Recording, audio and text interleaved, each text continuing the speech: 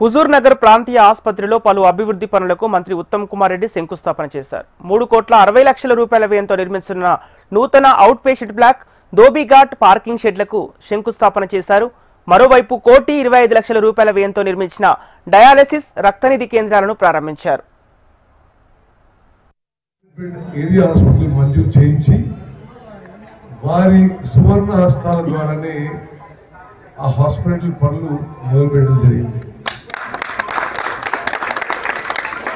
ఆ రోజు తెలంగాణ ఉద్యమం ఉధృతంగా ఉండే పరిస్థితుల్లో కూడా మనం రోసే గారిని ఇక్కడికి ఆహ్వానించి పెద్ద ఎత్తున కార్యక్రమం చేసుకోవడం ఒకసారి మరి గుర్తు చేసుకోవాల్సిన సందర్భం. మల్లికార్జున ఆ రోజు ఫోటోలు ఉంటే కూడా రిలీజ్ చేయలేదు.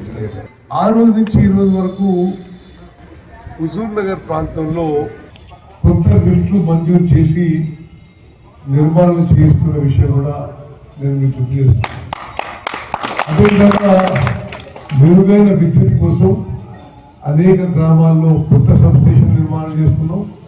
పాత సబ్స్టేషన్లని మరి ఇంప్రూవ్ చేస్తున్నాం. హుజూర్ నగర్లో గతంలో నేనే మంజూరు చేసి మొదలుపెట్టిన రింగ్ రోడ్డు ఇప్పుడు ఈ మధ్య కాలంలో మనం పూర్తి చేసే దశ వచ్చింది.